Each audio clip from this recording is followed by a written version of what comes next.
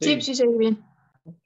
Bueno, buenas noches. El día de hoy vamos a ver el tema de evento vascular cerebral isquémico. Mi nombre es Kenny, residente de tercer año de geriatría. Y bueno, los temas, el contenido a revisar va a ser la definición, epidemiología, fisiopatología, los síndromes vasculares, valoración clínica, neuroimágenes, el manejo agudo, las terapias de reperfusión y la prevención secundaria. Como definiciones, tenemos que la enfermedad cerebrovascular es, bueno, incluye un grupo de enfermedades con un punto en común, que es la alteración en la vasculatura del sistema nervioso central, que esto conlleva un desequilibrio entre el aporte de oxígeno y sus requerimientos. El accidente cerebrovascular como tal es la lesión y se clasifica en isquémico, que tiene una incidencia hasta el 85%, y el hemorrágico en un 15%. La enfermedad vascular isquémica, pues es de inicio súbito, es secundario a la oclusión total o parcial de una arteria cerebral. Y la enfermedad vascular de origen hemorrágico, pues es la ruptura de un vaso sanguíneo. El ataque isquémico transitorio, pues se define como un episodio de déficit neurológico focal de menos de 60 minutos de duración y con este, pues tiene una completa resolución y no hay cambios en imágenes. En epidemiología tenemos que la enfermedad cerebrovascular pues es la segunda causa de muerte en todo el mundo y la primera causa neurológica de discapacidad. En México es la forma pues más frecuente la ACV isquémico, hasta un 50-70% de los casos, seguido de la hemorrágica, el TIA y la trombosis venosa cerebral. La incidencia estimada de acuerdo a un estudio básico es de 230 casos por cada 100,000 habitantes y afecta principalmente a individuos pues, ancianos con una edad media de 65 años y ser hombre. En este mapa de epidemiología tenemos que la distribución de incidencia pues, más frecuente es en países asiáticos con una incidencia mayor de 200 casos por cada 100,000 habitantes. En Norteamérica es de 100 a 150 casos por cada 100,000 habitantes y en los latinoamericanos tiene una incidencia de 50 a 100 casos por cada 100,000 habitantes por año. Entre los factores de riesgo tenemos los modificables, bueno, no modificables, que es la edad, genética, hombre, y los modificables, la hipertensión, diabetes, FA, dislipidemia, tabaquismo, sedentarismo, enfermedad renal crónica, apnea obstructiva del sueño, el alcoholismo y la dieta. El tabaquismo pues aumenta el riesgo para presentar un ACV y el alcoholismo aumenta hasta, bueno, es más frecuente que de un ACV hemorrágico. Y la hipertensión arterial es el principal factor de riesgo y en especial pues tener una TA mayor de 160 a 90. Bueno, de la hipertensión, pues ya dijimos que mayor de 160 a 90 es el principal factor de riesgo y tener una TA menor de 140 a 85 tiene una disminución global de riesgo. Cuando se tiene una presión menor de la sistólica, menor de 130, tiene una disminución hasta del 63% para hipertensión, para hemorragia intracraniana, perdón. Y cuando se tiene una presión sistólica menor de 120, disminuye hasta un 41% de ACV isquémico. La meta pues, actual de la AJA es de menor de 130 a 80. Para la diabetes, pues genera mayor riesgo para pacientes menores de 65 años y en especial en mujeres. Tener diabetes por más de 30 años aumenta hasta un 75% de ACV y de acuerdo pues a unos estudios de ASCOR y Advance, se debe mantener una glucosa menor del 7%. Para la fibrilación auricular, pues usamos la escala Chatbots para la predicción clínica y también para valorar a los pacientes con FA que hagan ACV. Bueno, dentro de los criterios tenemos que sexo femenino, pues ya habíamos dicho que ser hombre, pues es factor de riesgo, pero aquí si una mujer tiene FA, es más factor de riesgo. Y bueno, y si nos da este puntaje pues de 1 nada más, tenemos que buscar pues otro factor de riesgo antes de iniciar pues la anticoagulación. Y pues hablando de la fisiopatología, pues tenemos que el ACV, pues aquí el flujo sanguíneo cerebral disminuye y por lo tanto pues tenemos diferentes zonas en nuestro cerebro. eh, por ejemplo, aquí en el core isquémico, aquí el flujo está menor de 100 mililitros por cada 100 gramos de tejido cerebral. Entonces aquí se le conoce como, pues es la zona que no podemos recuperar, el silencio eléctrico, le conoce como silencio eléctrico irreversible, y lo que esto a su alrededor es la zona de penumbra. Aquí, pues a medida que va progresando el ACV, pues aumenta el core isquémico. Y para esto, pues tenemos que darle un enfoque terapéutico, que es limitar el tamaño pues del core y preservar lo que es el área de la penumbra. Y pues para esto tenemos las 4 estrategias, que es maximizar lo que es el flujo sanguíneo hacia esta zona de penumbra y mantener pues la presión, la glucosa y la temperatura, ya que pues es como la fuente de energía. Y bueno, pues al disminuir el flujo sanguíneo cerebral, pues conlleva a hipoxia y esto pues a la imposibilidad para poder sintetizar ATP, por lo que pues, las bombas iónicas no van a poder establecer sus gradientes iónicos electroquímicos normales y va a generar pues un exceso de sodio y calcio. El exceso de sodio va a liberar neurotransmisores excitadores como el glutamato, y el exceso de calcio conlleva a la activación de síntesis de especies reactivas de oxígeno y vías celulares de apoptosis. Entonces, en cualquiera pues, de los casos, va a llevar una lisis o apoptosis de estas células, bueno, de las neuronas, como ya este evento se le conoce como excitotoxicidad, y esto es lo que ocurre en el core isquémico, en el core, perdón.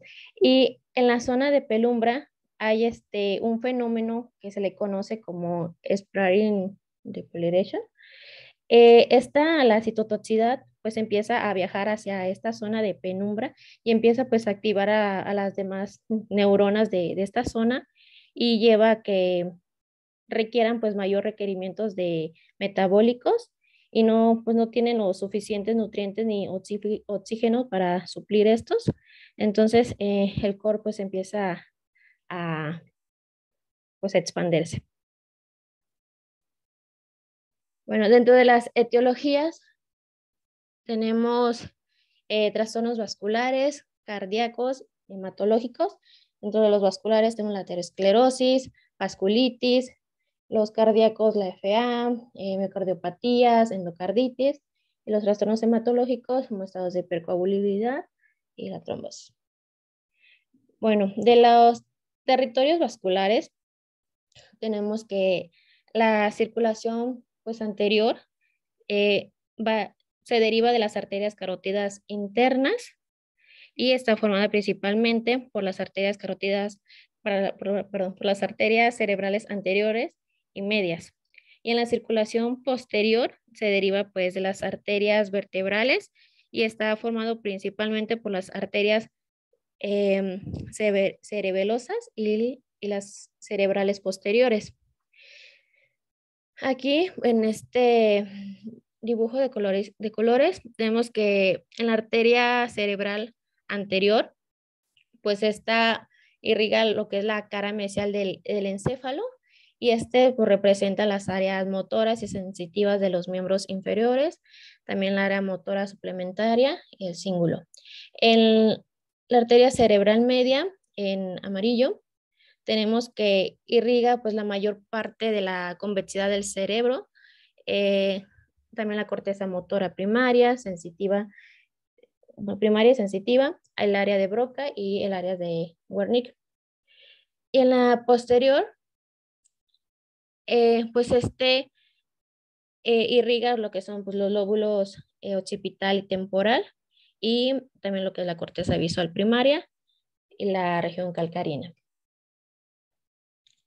Para el déficit neurológico, pues las manifestaciones va a depender de la arteria localizada, el tamaño de la arteria comprometida, la causa de oclusión y la presencia o desarrollo de colaterales. Bueno, también tenemos escalas para evaluar en el medio prehospitalario o en el TH, que son pues rápidas. Por ejemplo, en la de Cincinnati, pues tenemos que la desviación de la comisura labial. Tenemos que evaluar lo que es la debilidad de la extremidad superior y la alteración del habla. Si tenemos uno de estos tres positivo, tiene hasta el 72% de probabilidad de que se trate de un ACV. Y si tenemos los tres pues positivos, sube hasta un 82%. Y bueno, también tenemos la escala de FAS, que esto se evalúa casi lo mismo, solamente con el rostro,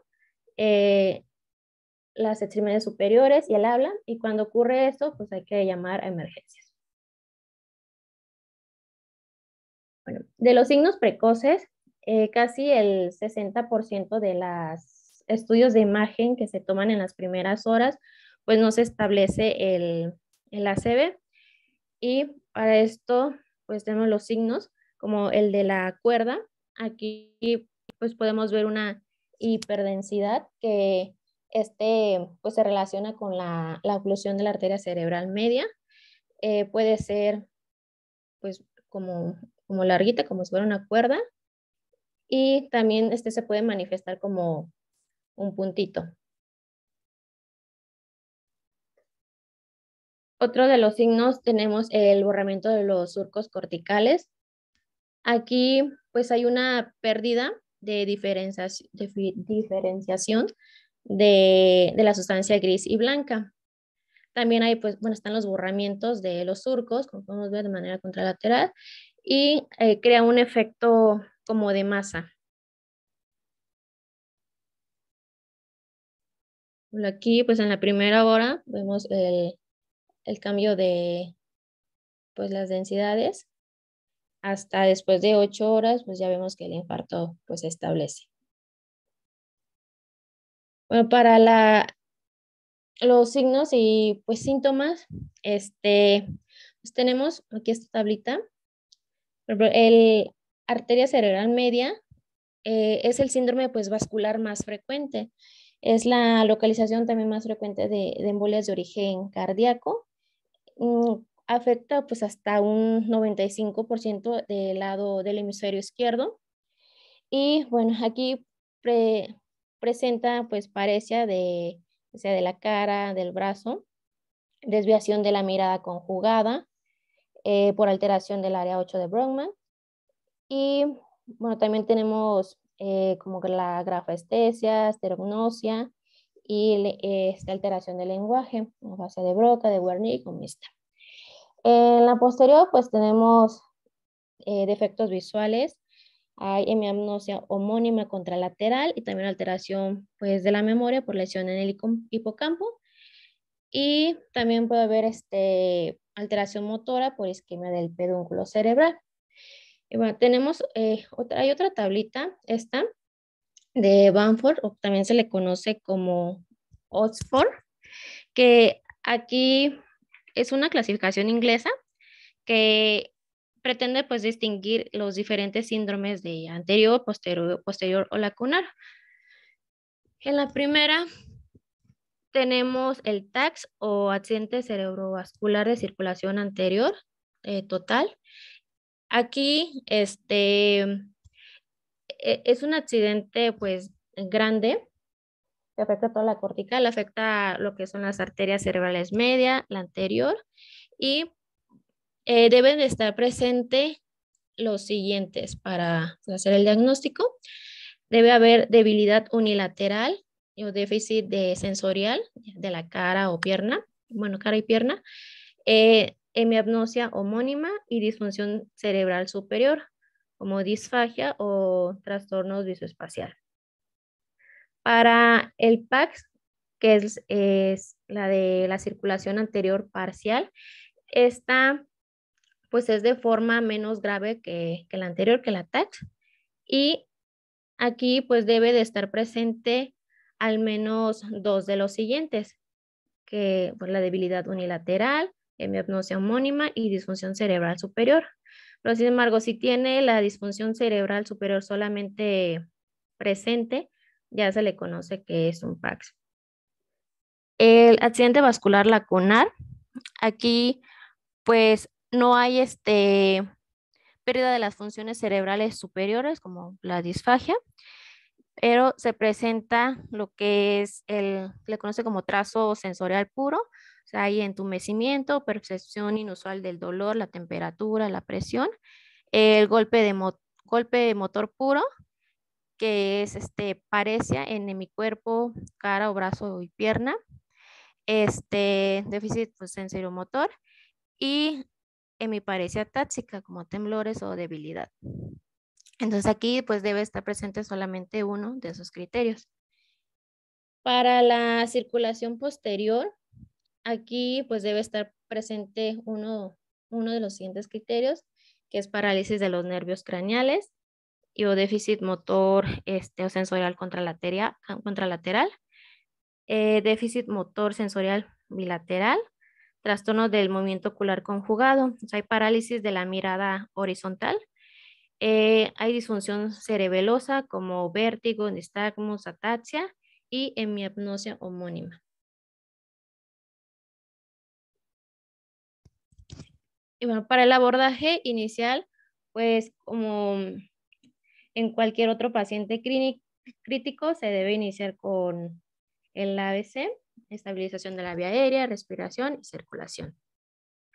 Entonces, tenemos 4.5 horas para como de ventana. Entonces, en ese tiempo tenemos, bueno, menos de, bueno, tenemos que evaluar lo que es la severidad clínica con la escala de NIS, controlar la presión, la glucosa y el manejo de oxígeno. Posteriormente, pues hacer una tomografía simple a descartar hemorragia y no tener contraindicaciones para la trombólisis. Trombolizar y si hay afectación de grandes pues, vasos, realizar una trombectomía y posteriormente la prevención secundaria. Para la vía aérea y oxigenación, pues hay que evaluar el nivel de conciencia, hay que mantener una saturación mayor de 95 o 94% y pues no hay beneficio en pacientes que tengan normoxia. Para la presión arterial, aquí pues no hay una meta de PAM, pero debemos de mantener, bueno, que no nos caiga la PAM porque también tumbamos pues, el flujo sanguíneo cerebral. Lo que nos dice la guía es que hay que mantener una TA, menor de 185-110 para poder trombolizar. En caso de que esta esté elevada, pues tenemos los fármacos como el abetalol de 10 a 20 miligramos IV en 1 a 2 minutos y pues se puede repetir. El nicardipine tenemos, bueno, 5 miligramos y podemos ir titulando cada 5 a 15 minutos entre 2.5 hasta una dosis máxima de 15 miligramos. Clevidepino también de 1 a 2 miligramos. Y bueno, otros fármacos que tenemos como la hidralazina. Y aquí pues debemos, mientras se está haciendo la terapia trombolítica, se debe pues monitorizar las presiones cada 15 minutos por 2 horas desde el inicio de la trombólisis, después cada media hora por 6 horas y finalmente cada 16 horas. Bueno, en este artículo nos menciona, bueno, analizó los diferentes pronósticos de acuerdo a la posición de la cabecera a 30 grados. La puso un grupo en posición pues acostada, supina, y el otro a 30 grados, en lo que se concluyó que pues no hubo realmente no fue significativo, porque la mortalidad pues a los 90 días fue el 7.3% en el grupo acostado y el 7.4% en pacientes sentados. En comparación a aquellos que tienen traumatismo craneoencefálico, o sea, a una posición a 30 grados, ahí sí pues disminuye la presión intracraneal. Y bueno, la temperatura, pues entre mayor hay mayor actividad neuronal y peor déficit por ausencia pues de oxígeno. Entonces, se debe mantener una temperatura menor a 38 grados y, bueno, menor a 37, pues también aumenta la mortalidad. Entonces, debemos mantenerlo entre ese rango en las primeras 24 horas de su admisión. Ay. Para la glicemia, bueno, debemos de tratar las hipoglucemias menor de 60 y el 40% de estos pacientes pues, van a cursar con hiperglucemia y hay que mantenerlas pues en rangos entre 140 a 189. Se realizó también otro estudio que se conoce como SHINE Trial. Aquí, pues lo que bueno, se hizo fue un grupo que lleva a cabo un control estricto de las glicemias en rangos entre 80 a 130 con insulina intravenosa y el otro grupo fue con insulina subcutánea y los rangos de 80 a 179. Y pues aquí nos dice que no importa tener pues un control estricto, sin embargo hay mayores causas de hipoglucemias. Entonces, por eso lo manejan de 80 a 189. Para las escalas tenemos la de NIS, que consta pues de 11 ítems y nos permite pues valorar de forma rápida lo que son las funciones corticales, los nervios craneales, función motora, sensibilidad, coordinación y lenguaje. Aquí pues se va a recomendar la terapia de trombólisis con un puntaje mayor de 4 y menor de 25. Y bueno, esta tiene una puntuación mínima de 0 a una máxima de 42 puntos. Una de las limitaciones es que puntúa más alto en los niveles de la arteria cerebral izquierda que en la derecha y no valora adecuadamente la afectación del territorio vertebrovascular. Y bueno, la escala del NIS se debe de emplear al ingreso hospitalario, así como al inicio y término de la trombólisis y a las 24 horas de su ingreso. El score del ASPEC, lo que hace es una escala cuantitativa y mide los signos tempranos de isquemia cerebral. Entonces, para calcularlo, pues se utilizan dos cortes axiales. Tenemos el nivel de ganglios de la base, donde pues evalúa 4 territorios profundos, que es el núcleo lenticular, la cabeza del núcleo caudado, la cápsula interna y la cápsula de la ínsula. Y también 3 territorios corticales, que es bueno, M1, M2, M3. Y en el otro corte, que es el nivel supraganglionar, valora pues 3 territorios corticales que va desde anterior hasta posterior, M4, M5, M6. Entonces, a cada territorio se le va a ir dando un punto hasta un total de 10. Y bueno, se puntúan las regiones que sean hipodensas o que tengan pérdidas de la sustancia gris o blanca y bueno, en al menos 2 cortes consecutivos y no se puntúa si se tiene dudas. A ver, no sé, a ver, ¿quién me podría decir qué aspecto le darían a esta imagen de María Romero?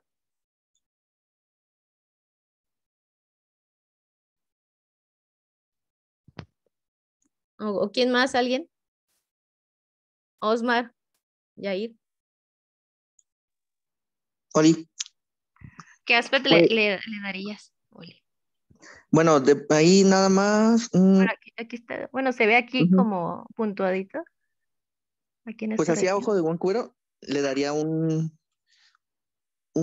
7, o sea Ujú, que perdió 3 pues. ajá, luego M1, M2 y M3, ¿no? Es correcto. O sea, M1, M2, M3, entonces sería un 7. Ok, bien. Bueno. Bueno, otra escala que tenemos es la de dragón. Con esta, pues ve la probabilidad de que el paciente se recupere o fallezca y va de la mano con la de ranking modificada. Dragón es pronóstica, pero no para tomar la decisión de trombólisis. Esta, pues, evalúa lo que es la hiperdensidad pues, de la TAC, el ranking modificado, la edad, la glucosa al ingreso, el inicio del tratamiento trombolítico y el NIS al ingreso.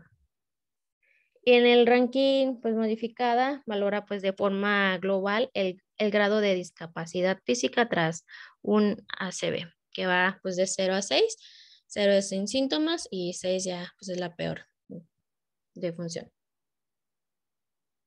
Y bueno, para los pilares de la reperfusión, debemos lograr una recanalización de la arteria ocluida, optimizar el flujo colateral bueno, evitar las fluctuaciones de la PAM, evitar el desarrollo de lesiones secundarias, manteniendo pues las condiciones fisiológicas.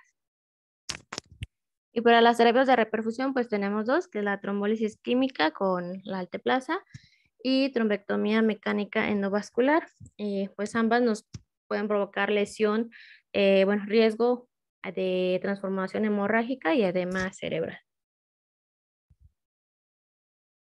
En la trombólisis química, pues esta se validó en diciembre de 1995 por el estudio de NITS. Fue la pues primera terapia para los pacientes con ACV. Anteriormente era pues una ventana de 3 horas, actualmente 4.5 horas. Bueno, hay que tener en cuenta lo que es el estado clínico y el déficit de acuerdo a las escalas de NIS. Y bueno, se necesita tener una glucometría, la presión y un ataque simple antes de iniciar la trombólisis.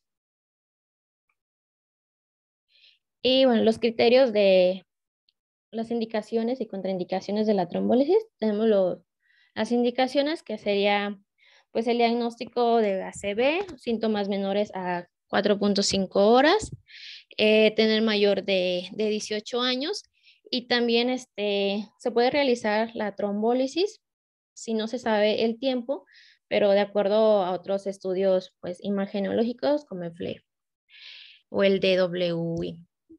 Y las contraindicaciones, pues serían un traumatismo craneoencefálico severo en los últimos 3 meses, EB6 isquémico en los últimos 3 meses, previa hemorragia intracraneal, endocarditis, disección del arco aórtico, neurocirugías, neoplasias gastrointestinales, sangrados en los últimos 21 días gastrointestinales, tener TA mayor a 185, 110, alteración de la coagulación, tener un INR mayor de 1.7 y,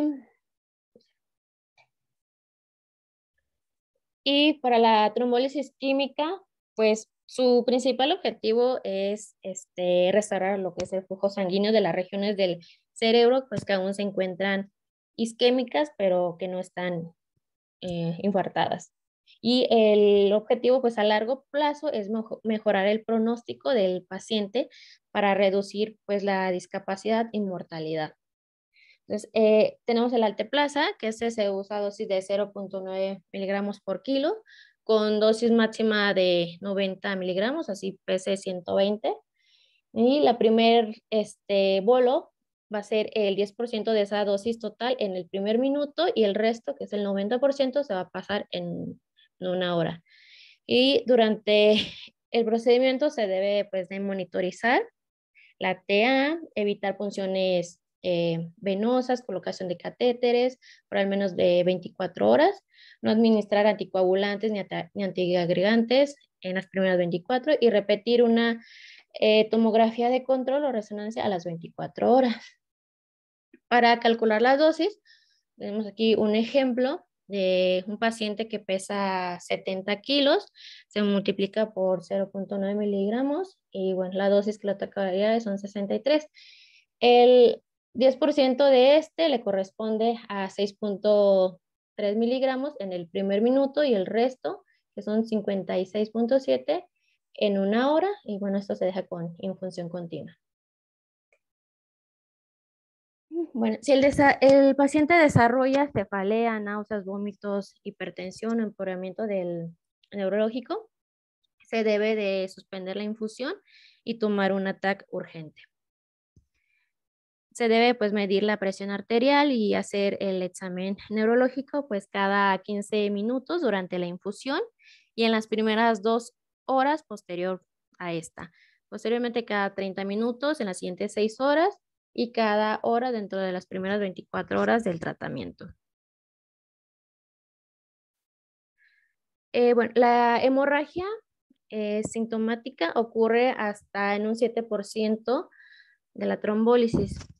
Si el paciente, ya dijimos, desarrolla cefalea, hipertensión o déficit neurológico, debemos hacer un ATAC y suspender pues el tratamiento, la trombólisis. Y hacer un ATAC después de 24 horas de la terapia con alteplasa. Otras complicaciones que se pueden dar es el angioedema orolingual, que eso ocurre de 1 al 5%. Y aquí debemos asegurar la vía aérea, dar manejo con metilprednisolona, 125 miligramos IV o difenhidramina, 50 miligramos. Si persiste el angioedema, se puede administrar adrenalina o subcutáneo o nebulizado. El sangrado intracerebral ocurre un 7% y aquí pues debemos de tener crioprecipitados, pasar pues 10 unidades en infusión de 10 a 30 minutos y si tenemos el fibrinógeno disminuido menor de 200, se continúa la infusión de 1 gramo de ácido tranexámico en 10 minutos y pues bueno, si queremos podemos hablar a hematología. Y este es otro estudio, fue un ensayo aleatorizado de tecniteplasa versus alteplasa para el ACV, en donde aquí hubo pues 3 grupos. Un grupo que recibió pues alteplasa a dosis de 0.9 miligramos, el otro grupo con tenecteplasa a dosis bajitas de 0.1 miligramo por kilo y el tercer grupo de 0.25 miligramos por kilo como dosis máxima. Lo que concluyó el estudio fue que a los 90 días, el 72% de los pacientes tratados con con tenecteplasa a dosis alta, que fue 0.25 miligramos por kilo, estaban libres de una discapacidad grave en comparación con aquellos que recibieron la alteplasa, que solamente fue una recuperación del 40%. Y aunque, bueno, no está, sigue siendo de primera opción, pues la alteplasa, la tenecteplasa es como que, pues una opción en caso de que no haya.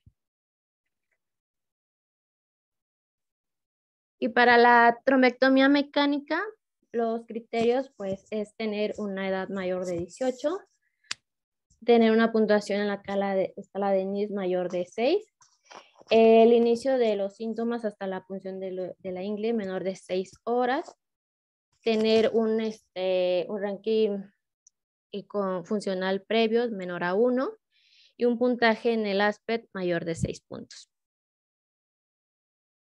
Y bueno, aquí podemos ver los trombos.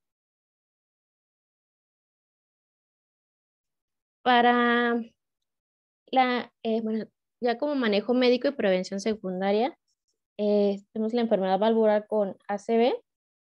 Aquí en este esquema, pacientes con fibrilación auricular y FA, pues valvular con mecánica de moderado a severa, pues el tratamiento de elección sería la warfarina. En este otro grupo, con FA no valvular, la opción serían los anticoagulantes orales directos. En este otro grupo, los pacientes con ritmo sinusal y con enfermedad pues, valvular mitral no reumática, sugiere los antiplaquetarios. Y bueno, en este otro grupo, pacientes con prótesis y enfermedad valvular aórtica o reumática, también se sugieren los antiplaquetarios. En pacientes con bioprótesis, mitral o aórtico, pues antiplaquetarios. En pacientes con válvula mecánica mitral o aórtica, se sugiere la warfarina. En pacientes con infección de endocarditis, pues es importante detectar pues el sangrado. Si tiene sangrado, se deberá suspender la cirugía y al menos 4 semanas. Si no tiene sangrado, pero tiene alguna vegetación mayor de 10 milímetros o tiene múltiples como cavitaciones, no contraindican la cirugía.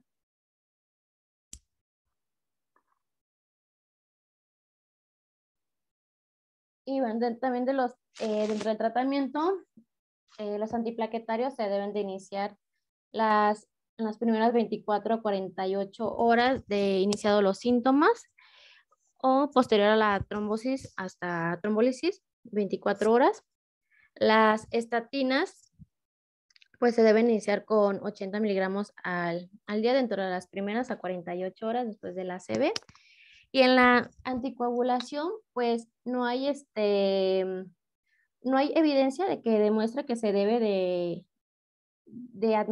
iniciar inmediatamente. De hecho, pues hay también otro estudio donde la anticoagulación después de las 24 horas está indicada en pacientes con ataque isquémico transitorio. En pacientes, por ejemplo, que tienen un NIS menor a 8, se debe de iniciar a partir del tercer día. Si tenemos un NIS de 8 a 16, tenemos hasta 6 días para iniciar la anticoagulación. Así que al rato se los paso. Y pues sería todo de mi parte.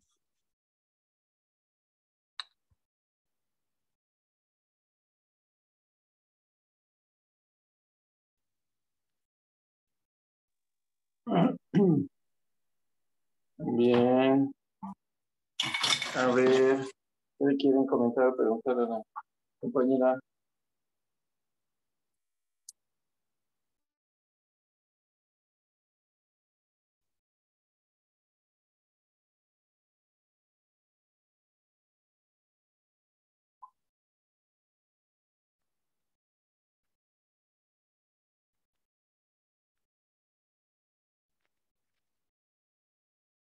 A ver, nadie se anima.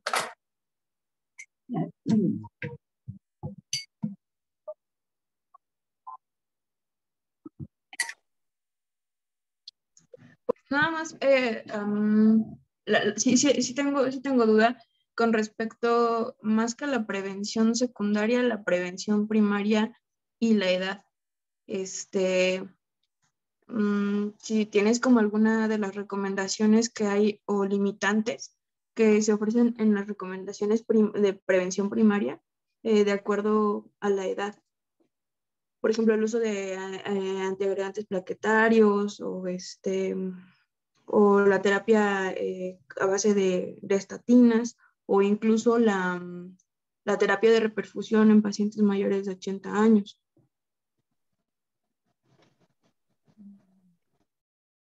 No me fui, la verdad no busqué de acuerdo a la edad, como que de manera muy general, de acuerdo a las guías. Y eso la verdad no lo busqué.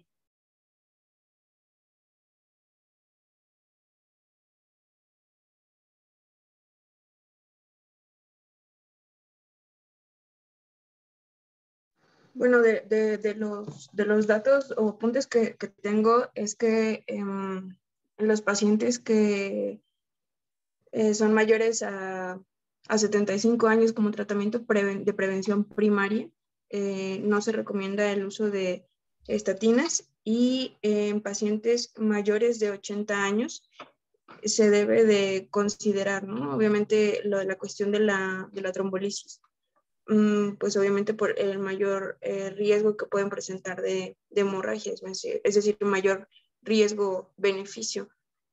Obviamente esto se debe de, pues, individualizar, ¿no? Pero en general no se recomienda. Obviamente también quizá por el tipo de atención que tenemos, ¿no? Es que los médicos urgenciólogos, que son pues casi siempre los que están en el contacto con el paciente que está presentando el evento, pues no toman en consideración muchas de estas situaciones, y pues pueden presentarse más complicaciones en los pacientes adultos mayores. No sé si alguien más tenga pues más información al respecto o quieran comentar algo más. Hola, buenas noches. Pues nada más para comentar, pues, que si bien es sabido, tenemos una ventana, pues, clásica precisamente para el uso de la trombolisis, que si bien es una evidencia 1A, en el cual tenemos, pues, los 3-6, ¿no? El NIS mayor de 6, tener dentro de las primeras 6 horas y un ASPEX de mayor o igual a 6. Eso, pues, sería lo ideal, pues, en un mundo. Están también los criterios de Down, en caso dado de tener un tiempo de 6 a 24 horas, donde pues precisamente como dice la doctora Andrea, en donde se menciona pues como tal la edad, si se incluye aquí para pacientes mayores o igual de 80 años y pues los menores de 80 años, en donde pues para los criterios de Down, dentro de las 6 a 24 horas y tener esta edad, pues representa un gran riesgo, ¿verdad? Y están también los criterios de Diffuse, donde pues en esta misma rango de tiempo y con las mismas características, NIS mayor o igual de 6, un ASPEX mayor a 6, y tener este tiempo, pues como tal, ya nosotros podríamos pues caracterizar a las personas más que nada para ver si podemos llevarlas a una trombolisis, o incluso podemos en un mundo ideal, que no porque no lo tengamos en el hospital, incluso poder llevar a estos pacientes a una terapia endovascular. De hecho, si no tenemos pues a la mano un centro donde se pudiera realizar este tipo de procedimientos, que deberíamos de tenerlo, así como hay un código de infartos, deberíamos de tener en todos los institutos un código cerebro, en donde podríamos llevar, lo ideal sería que estas personas fueran a una terapia endovascular. Lo ideal es que eso pasara, ¿verdad? Que sería un poquito de lo que faltó, más que estos pacientes sí deberían de ir a terapia endovascular, sobre todo si se ocluyó un vaso de gran importancia, ¿verdad? Como es, digamos así, el ejemplo que nos puso la doctora Kenia, teníamos las 3 ramas afectadas de la arteria cerebral media, ¿verdad? Eso sería parte de lo ideal. Y yo, para hablar tantito relacionado con la geriatría, parte de lo que sería pues como tal nuestra prevención secundaria, pues más que nada sería pues estadificar a los 2 tipos de pacientes. Si en caso dado que fuera por una causa debido a una fibrilación auricular, y a los que no, a los de la fibrilación auricular pues ya se llevan de cajón pues su anticoagulante, ¿verdad? Y a los que en caso dado que la causa no fuera como tal una FA, pues valorar más que nada si se fue hacia lo que fue un ataque isquémico transitorio o fue un EBC isquémico como tal. Se valoraría el riesgo en el caso del ataque isquémico transitorio, más que nada para ver si utilizaríamos la doble terapia antiplaquetaria o la terapia simple. En caso dado de que nuestra escala de ABCD2 de AIT, para AIT, nos diera bajo riesgo, pues nada más le daríamos, pues, se llevaría su aspirina por 90 días, de 0 a 90 días. Y en caso dado de que nos saliera un alto riesgo para AIT, se llevaría su doble terapia antiplaquetaria, para 90 días. Obviamente cuidando pues como tal la edad, los viejitos tienden más a sangrar, hay que tener cuidado con ellos, más que nada valoraríamos la situación pues como tal del paciente y la edad. Y pues para un ataque isquémico, un EBC isquémico se llevan de cajón su terapia dual antiplaquetaria hasta 90 días. Y ya ahí se valoraría el retiro, por ejemplo, en caso dado que fuera ASA y clopidogrel, el retiro de clopidogrel y la continuación de la ASA o se retira el ASA, ¿verdad? Entonces, esa sería pues como tal mi aportación.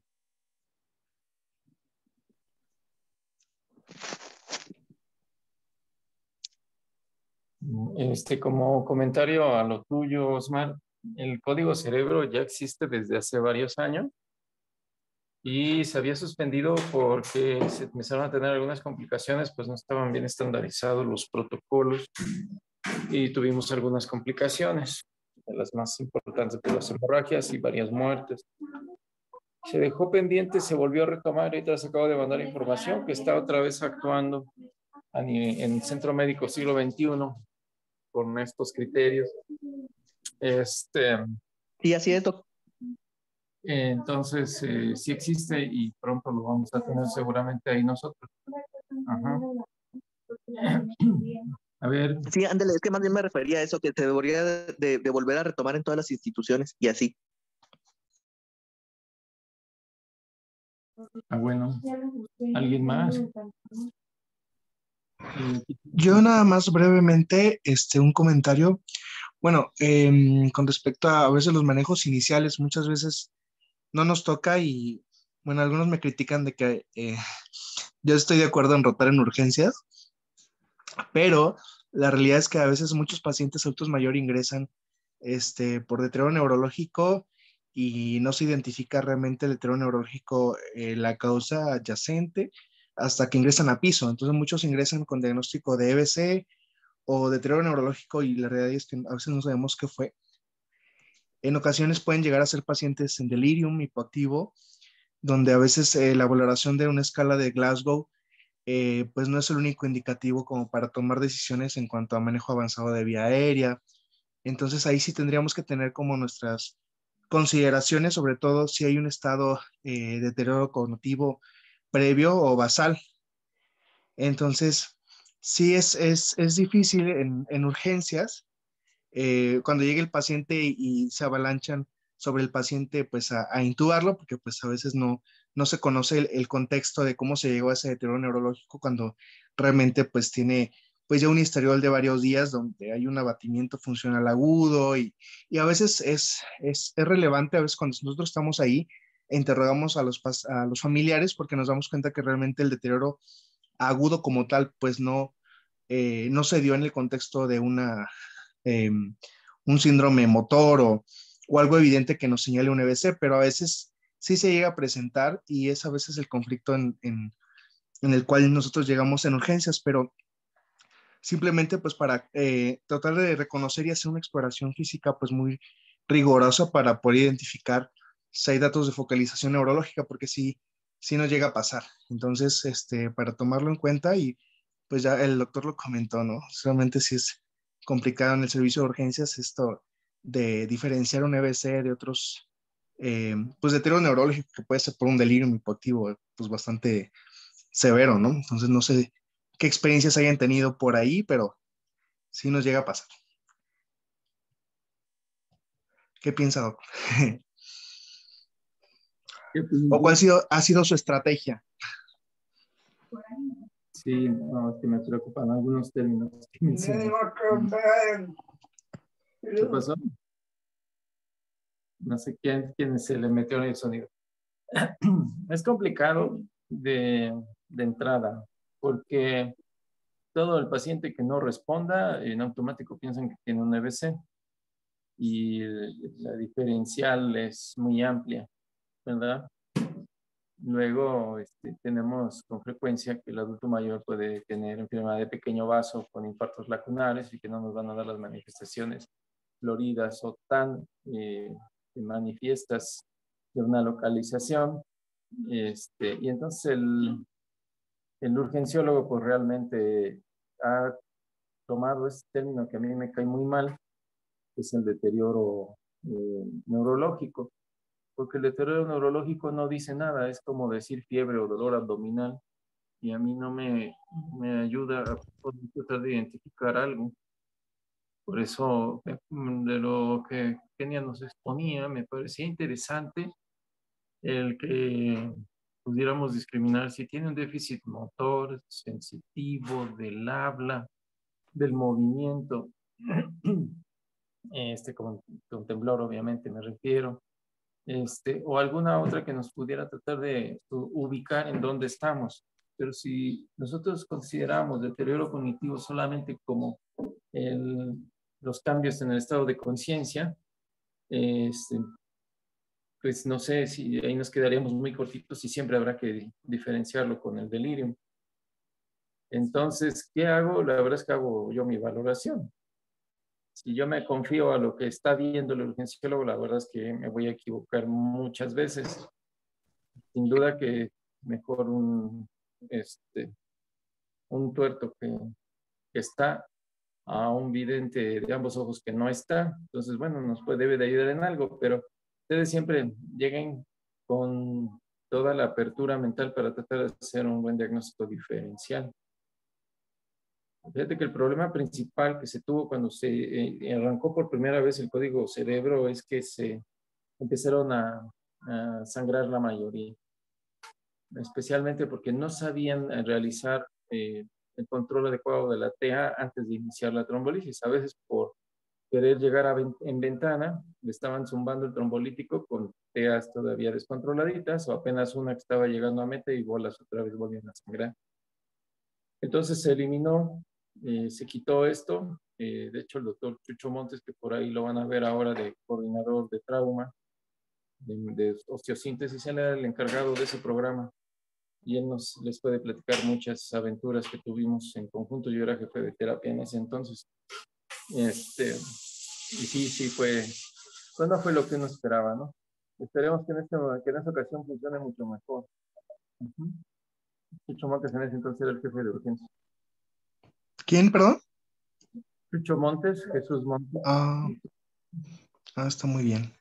Sí, y bueno, es interesante porque aparte, a veces llegan los pacientes en delirium y hay que reconocer el delirium también como una de las causas el EBC como una causa de delirium o un trigger, ¿no? Para delirium, porque bueno, de acuerdo al último primer que salió de delirium, pues maneja unas cifras del 25% de hospitalizados por EBC, pues desarrollan delirium. Y también, bueno, hay algunos cortes donde mencionan porcentajes de hasta el 48% de los pacientes con EBC. Entonces, también es importante en nuestros ingresos, sobre todo los R1, pues identificar qué pacientes pues tienen otros factores de riesgo para delirium y pues comentarlo para hacerles una valoración geriátrica a su ingreso y poder hacer recomendaciones pues pertinentes, aunque el paciente se haya quedado a cargo de neurología, pues nosotros pues tener esas consideraciones. Y nada más brevemente, bueno, así a comentar algo. Te la voy a poner al revés. Me dices que del 25 al 48% de los pacientes con EBC, obviamente mayores, van a desarrollar delirium, ¿verdad? Sí. Pero los pacientes con delirium en urgencias tienen EBC. Eso sería lo interesante. Como que lo mismo. Ahí la cifra se va muy abajo. Ajá. Porque antes lo tradicional era abuelito con delirium, TAC. ¿Sí? Que nada más teníamos TAC, ¿verdad? Ahora ya tenemos info y también ahora abuelito delirium, una rezo para ver que no tenga nada arriba, ¿no? Tiene enfermedad de pequeño vaso. Entonces sí es o no es. Y entonces nos quedamos en las mismas. En promedio, a de reserva de que ustedes lo corroboren en estudios más recientes, el 10% de pacientes que ingresan a urgencias con delirium es secundario en EBC, solo el 10%, ¿sí? Entonces, no es tan alto y no todos los pacientes te van a ganar una tomografía cuando lleguen con delirium a urgencias. Para que ustedes lo tengan presente, cuando ustedes valoren un paciente en urgencias con delirium, no es lo primero que van a pensar en un EBC, no deben de pensar en eso, sino en todas las demás causas, ¿sí? Que no se vayan con la pinta. El delirium, perdón, el paciente ya EBCado pues va a ser delirium o por el EBC o por la hospitalización o por la medicación, ¿sí? O por todo el resto de complicaciones que ya saben que les pasan durante la hospitalización. Uh-huh. Ahora sí, el otro comentario, Monas.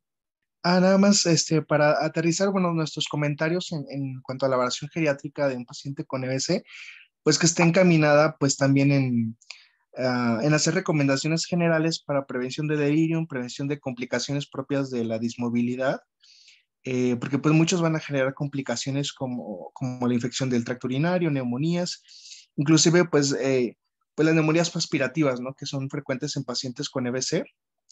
Y también tomar en cuenta que por la misma neuroinflamación vamos a encontrar pacientes con cuentas leucocitarias elevadas y no necesariamente se van a traducir en una infección, que algunos de ellos pues sí podrían cursar por una neumonía por aspiración o por alguna otra situación, pero sí sería importante pues en caso de que sospechemos, pues descartar algún otro foco, porque bueno, el último ingreso, bueno, la última guardia me tocó que me preguntaron, este paciente tiene 12,000 leucocitos, ¿qué le hacemos? Porque llegó por un EBC, pero no le encuentro foco. Y así como, pues bueno, pues no necesariamente tengo un foco, no necesariamente estoy infectado, pero sí habría que buscar en caso de que se llegue por algún dato clínico, pues buscar de forma intencional alguna pues infección por ahí, si no, pues solamente pues pensar en la neuroinflamación, ¿no?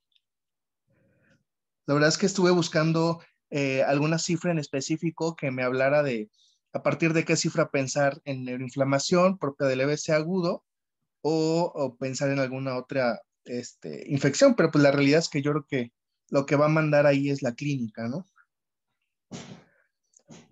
Sí, y no sé si quizás pudieras buscar algún otro marcador de sepsis para discriminarlo, ¿verdad? Sí, Pero ahora que tenemos disponible la PROCA, pues está mejor. Aunque no sé, la PROCA del hospital como que no jala o no sé. Algo han dicho por ahí. por ahí dicen que se la jalaron de la salud digna. Algo así, Bueno, eso parece. para agregar un poquito con las recomendaciones que mencionaba el doctor Monasterio, pues también sería importante, por ejemplo, para los adultos mayores que previamente pues eran funcionales y que debido a un EBC pues quedaron con un cierto grado de dismovilidad, pues acercarlos hacia la rehabilitación pues como tal dentro de nuestras recomendaciones de cajón y que pues sí, precisamente para que logren recuperar un poquito de funcionalidad. Sería parte de lo importante, pues como tal, el manejo multidisciplinario del EBC. Sí, pues, ¿ustedes creen que los EBC los debe de manejar el neuro?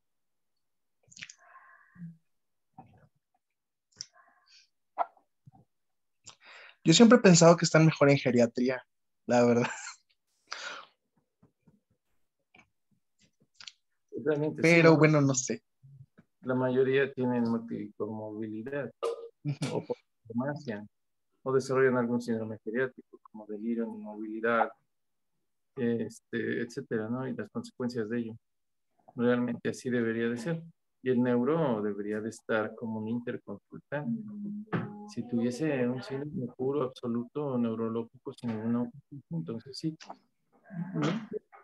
Si ahora en las rotaciones que han tenido en tercer nivel, que han visto, allá en mis épocas de resistol, no sé, de mi doctor Lascano, las subespecialidades que ahora se han dado por llamar altas especialidades, se hacían cargo de los problemas que escapaban de lo rutinario, ¿no? Y los CBCs eran rutina. Entonces, para los CBCs, ellos se comportaban como interconsultantes y los internistas en ese momento, y ahora geriatras pues, están con un área de atención, están siendo los tratantes. Entonces, aquí en nuestro hospital en particular tenemos ese vicio de años que no se ha podido aliviar, que es que problemas comunes los ven los subespecialistas. Pues, por ejemplo, vemos sangrados tubos digestivos marcados por gastro, por eso vemos EBCs marcados por neuro, y así por ese tipo de cosas, ¿no? Una neumonía marcada por neuro. cuando son problemas que nosotros somos totalmente capaces de manejar, cuando se escapa de nuestro alcance, que tengan que hacer, no sé, una decodificación pleural, por ejemplo, pues eso no lo vamos a hacer, ¿verdad? Pero todo lo demás sí. Sin embargo, es un problema propio. Aún así, la formación que nosotros tratamos de darles, que ustedes entiendan y sean capaces de analizar y tomar decisiones en su momento. Sí, Doc, nomás queden más bases. Que bueno, se supone que lo van a hacer, ¿no? 190 bases el año que viene. Pobres de los que no salen el año que viene. Entonces sí alcanzamos, Doc. Si se cumplen, sí. Vale.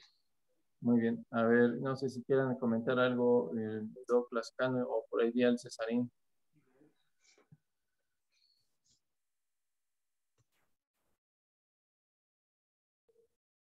Oye, quedan muchas preguntas, ¿no? A ver, sí, ustedes qué escala utilizan primero para evaluar la presencia de stroke. A ver, ¿tienen la aplicación Calculate ahí a la mano? Sí. ¿Tienen MDCal? Sí. Ajá, bueno, entren a stroke.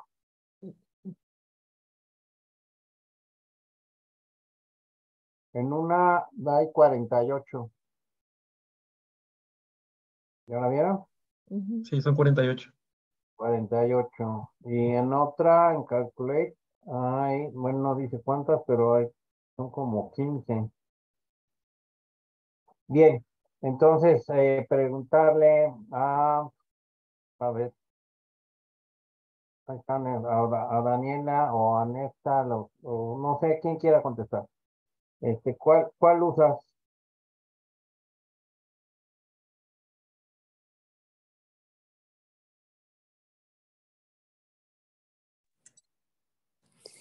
A ver, ahorita llega un paciente, ¿no? Tú ves un paciente y ahorita te dicen que tiene afasia y que tiene ligera hemiparesia derecha. El familiar te lo dice. Tiene menos de 2 horas, entonces, ¿cuál usas? Pues como decía Kenia, siempre usamos la de NIS. ¿La NIS? Sí, A ver, entonces, usas la NIS. ¿Por qué no usas Dragon? Ahora que está de moda. mm, pues, mm, o sea, sí se puede usar, pero por rutina normalmente siempre usamos esa. Y después, posteriormente, para evaluar. Y Dragon, pues sí se usa, pero pues prácticamente nada más lo que nos va a predecir es mortalidad. Entonces, pues se pueden usar de forma simultánea ambas sin no obviar una u otra. Entonces, tú, Nesta, te vas con la NIS. Sí. ¿Sí? Bueno. Kenia, ¿por qué no usas Rosier? Perdón, ¿por qué usas Rosier? Eso. Escala de Rosier. ¿Ya la tienes ahí? En MDCal. Ya.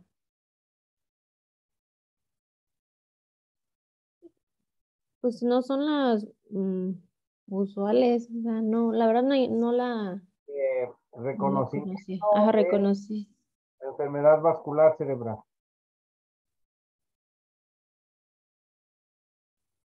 Ese te ayuda, ¿no? A reconocer si, como estaba comentando Jorge, el delirium como causa o consecuencia de una enfermedad vascular cerebral.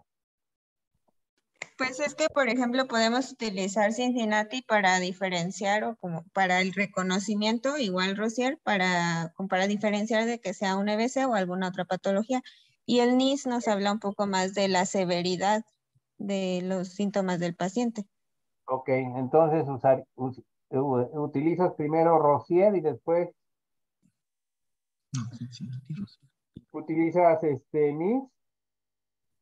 Sí. Ajá. Bueno, ¿todos están de acuerdo con eso?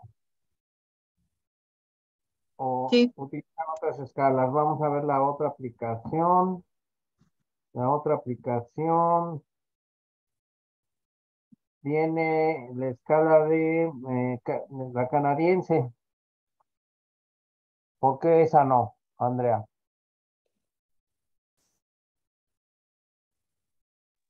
Sigo en MDCAT, pero es la otra que dice la otra aplicación no la tengo, Doc. No la tiene. Bueno, hay una. Y no la conocía, honestamente. No la recuerdo. Las dos traen la escala de NIS. La escala de Rosier para el diagnóstico, Ujú. ¿verdad? Bueno, ¿tienen un protocolo de identificación de diagnóstico a través de estas escalas? Es que por eso es lo que mencionaba Dani, Doc. Es que, por ejemplo, nos llega un paciente con las características en las cuales usted mencionó, aplicamos pues como tal Cincinnati, que nos da una previa vista pues como tal hacia el cual camino podemos irnos. Podemos también, sobre todo a los adultos mayores, aplicar Rosier. Y pues si todavía con eso estamos seguros de o nos vamos hacia el camino del EBC, aplicar posteriormente NIS, o en caso dado de que sea, se le haya, digamos... Quédate ahí. Entonces, primero aplicas Rosier. ¿De acuerdo? De acuerdo. Y luego NIS. Sí. ¿Sí? Ok. ¿Ya están viendo? ¿Sí?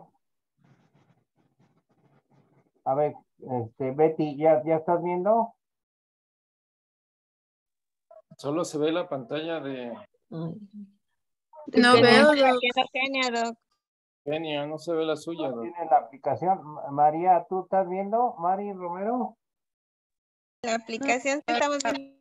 Ah, es que se refiere a la aplicación del ¿Qué Medcal, pasó? no a la pantalla. ¿Qué dices? No la tengo. ¿No la tienes? Ah, bájala ahorita. Bájala ahorita. ¿Tú, Alejandro? Y aquí la tengo.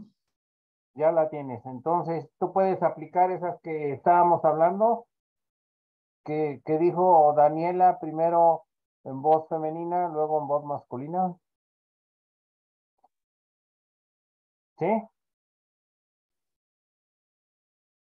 Ricardo, ¿tú ya tienes las aplicaciones? Sí, Doc, ya la estoy viendo. ¿Estás de acuerdo en aplicar primero Rosier, luego NIS?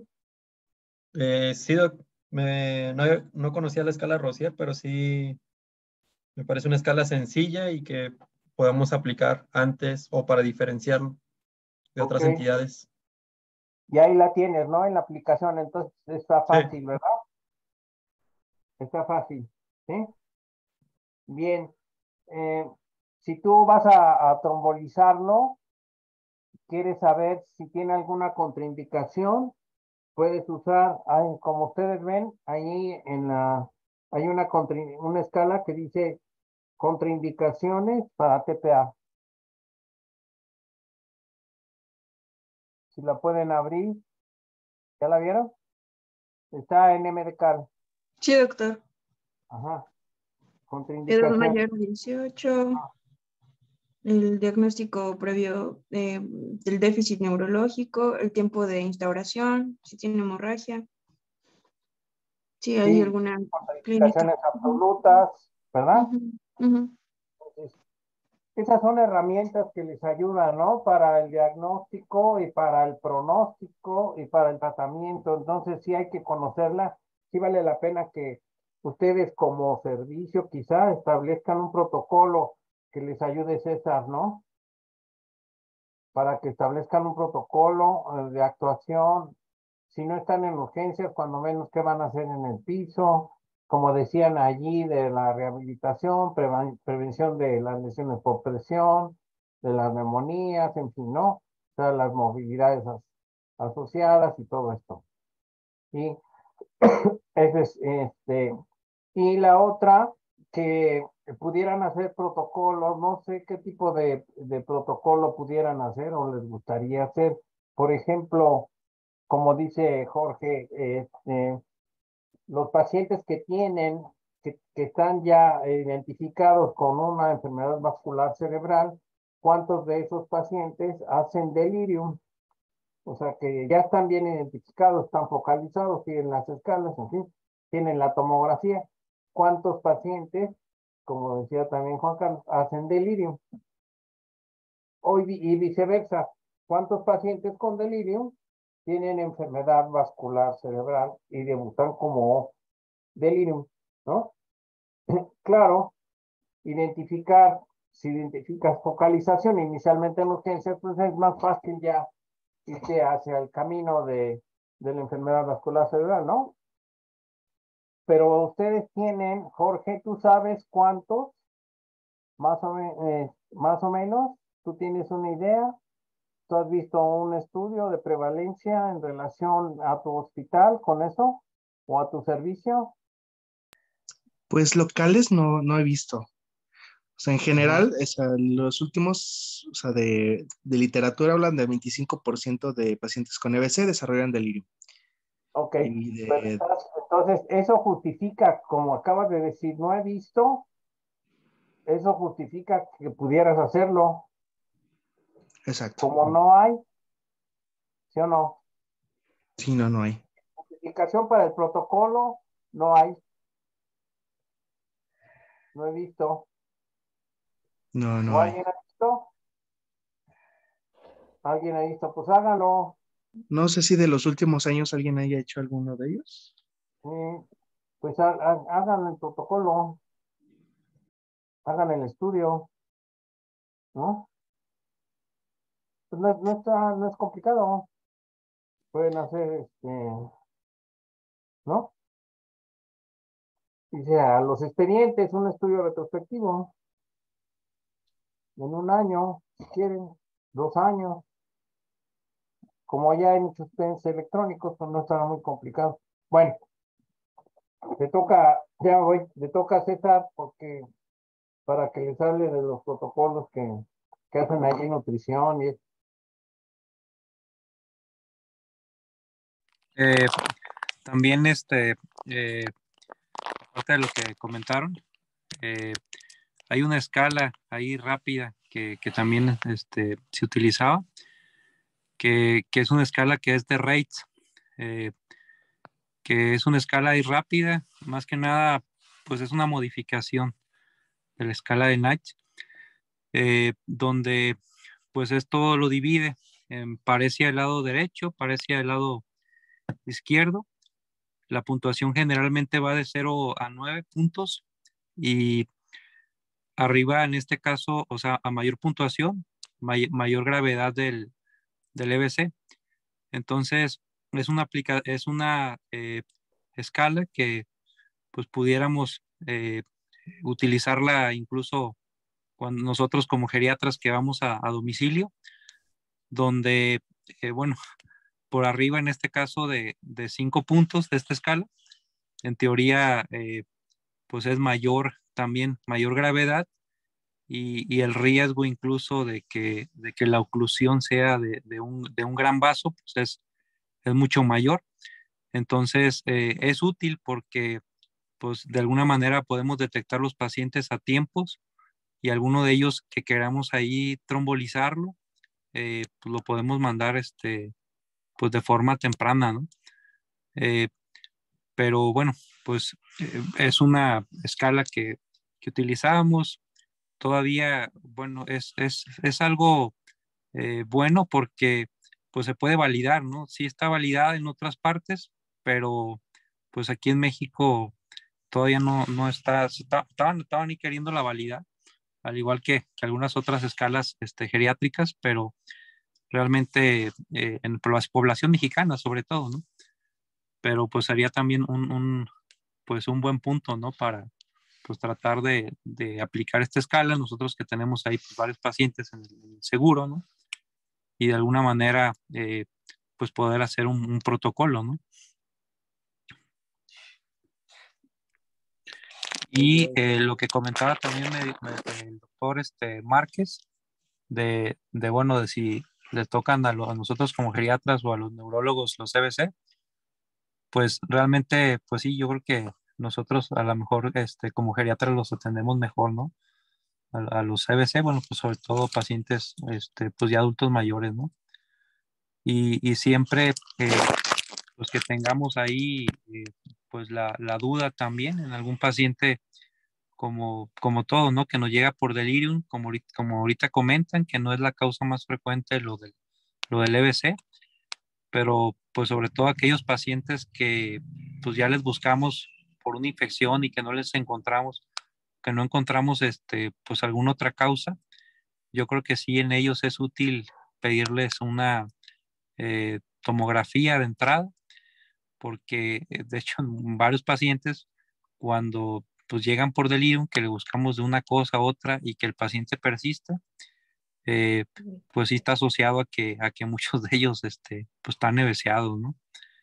Sí me ha tocado a muchos pacientes, incluso también una vez, también me tocó en un paciente que tenía un EBC previo y que, bueno, pues tuvo delirium, eh, pues lo trataron, de hecho una semana estuvo hospitalizado por una infección, sin embargo el paciente seguía igual y pues resulta que se le hace otra nueva tomografía y pues el paciente pues se había nuevamente veciado, ¿no? Del mismo lado donde tenía uno antiguo. Entonces, pues no olvidar, ¿no? De aquellos pacientes, pues también algunos casos particulares, individualizados, podemos pedirle la tomografía, ¿no? O la resonancia, ¿no? También. Muy bien, Mr. Karim.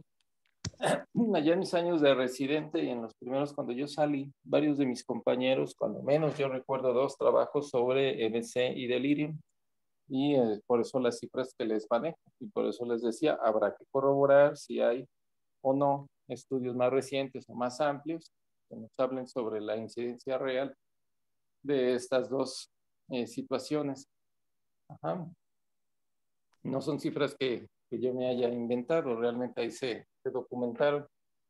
Como dice el doctor, si alguien tiene la curiosidad de actualizar esto o hacer un estudio local, pues adelante.